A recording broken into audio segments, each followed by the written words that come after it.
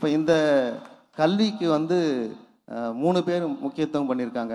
ஒருத்தர் வந்து காமராஜர், கல்விக்கண் திறந்தவர் காமராஜர் தான்.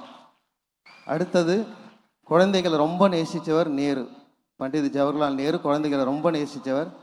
அதுக்கு அடுத்தது ஐயா டாக்டர் ஏபிஜே அப்துல் கலாம். கனவு காணுங்கள், உங்கள் கனவை வந்து உங்களை தூங்க விடாமல் செய்கிறது தான் கனவு காணுங்கள். நம்ம இளைய தளபதிக்கு நான் ஆசைப்பட்டு ஒரு பட்டம் கொடுக்க விரும்புகிறேன். இதுக்கப்புறம் வந்து இந்த கல்வி சேவையை அவர் தொடர்ந்து செய்யணும், மாணவர்களை வந்து ஊக்குவிக்கணும்.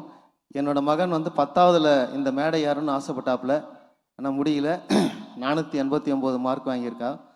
11ஆவதுல 593 மார்க்கு 600க்கு.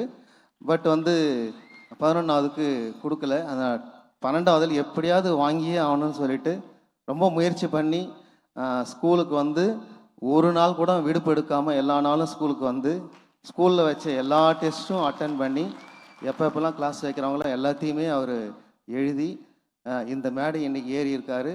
என்னோட கனவு நனவாதோ இல்லையோ அவரோட கனவு நனவாகணும்னு தான் நான் நினைக்கிறேன். ஸோ இந்த கல்விக்கு இவ்வளோ பெரிய தொண்டு செய்கிறதால இன்றையிலேருந்து இளைய தளபதி அதோடு சேர்த்து இளைய காமராஜர்னு அழைக்கணும்னு நான் வேண்டிக்கிறேன். தேங்க்யூ.